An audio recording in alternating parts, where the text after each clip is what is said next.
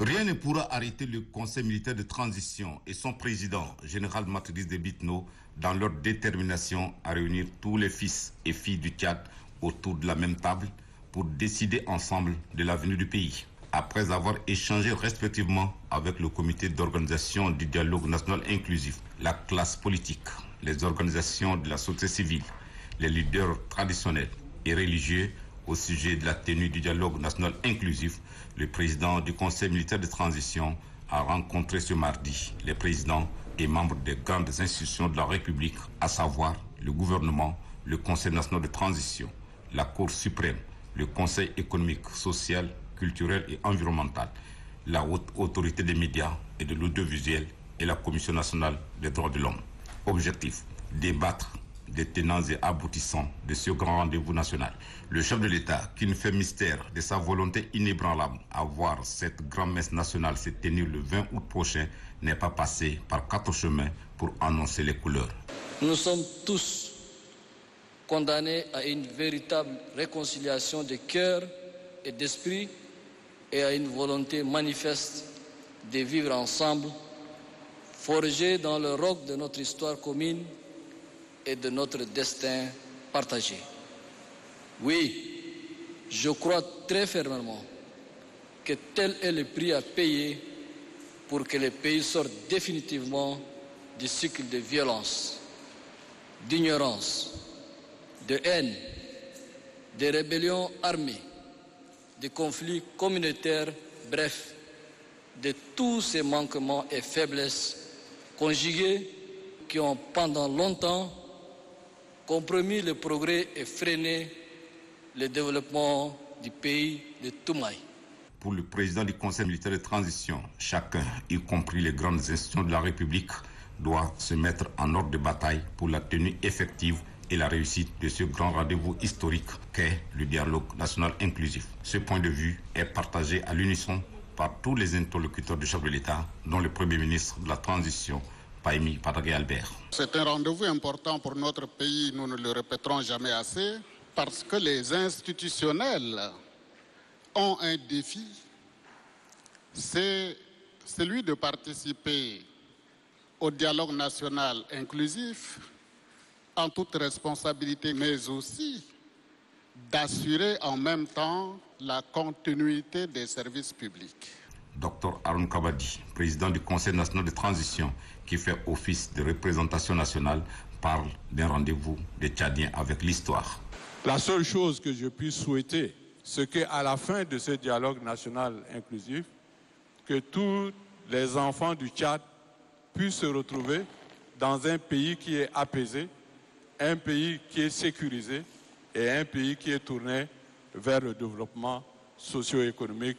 Et donc, pour nous autres qui sommes les membres du Conseil national de transition, nous souhaitons tout simplement que le dialogue ne puisse pas durer trop longtemps, comme on l'a attendu depuis 4 mois pour les politico-militaires.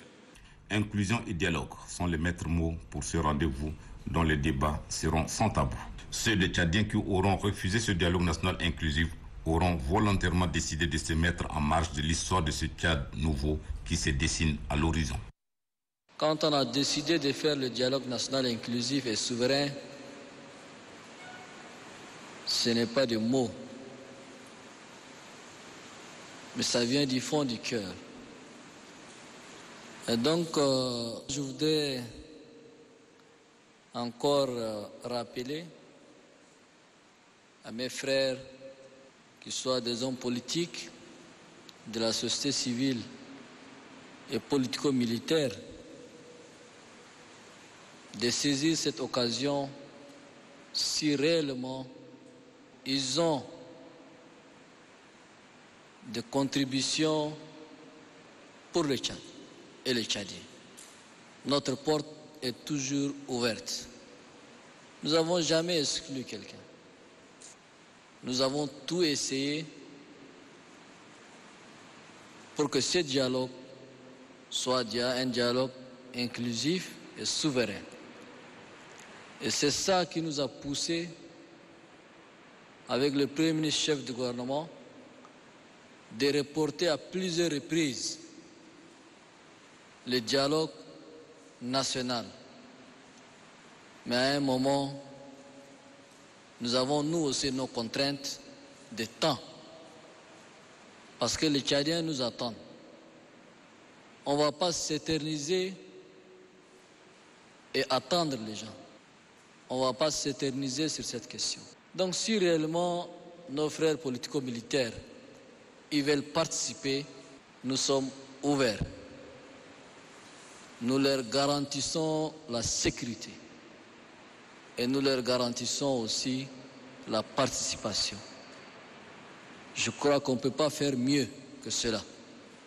Et donc la porte est ouverte. Ils peuvent venir à tout moment et nous serons là à les accueillir. Je comprends le sentiment des Tchadiens quant aux inondations dans nos villes. Mais il faut que mes compatriotes sachent que ce n'est pas un problème du Tchad seulement. C'est un phénomène mondial qui a pris de court le monde entier. Même les grandes villes les plus riches sont aujourd'hui pris de court par ces inondations dues au changement climatique. Toutefois, le gouvernement est instruit pour prendre en charge non seulement les sinistrés, mais aussi pour trouver des solutions à long terme.